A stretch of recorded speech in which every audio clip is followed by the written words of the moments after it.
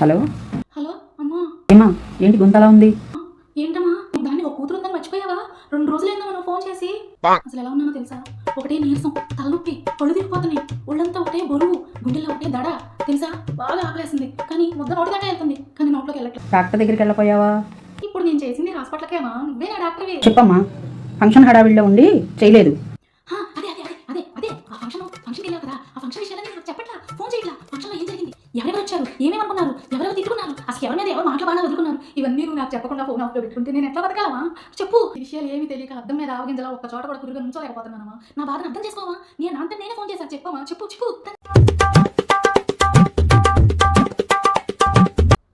అమ్మా సరేమ్మా ఉంటా.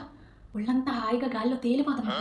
ఎన్నో విటమిన్ టాబ్లెట్లు, 4-5 సిలైన్లు ఎక్కించుకున్నంత హాయిగా ఎనర్జెటిక్గా ఉంది. అమ్మయ్య అమ్మో, ఖచ్చితంగా రోజు ఫోన్ చేయాలి. అమ్మ చేయకపోయినా నేను చేయాలి, మర్చిపోకూడదు.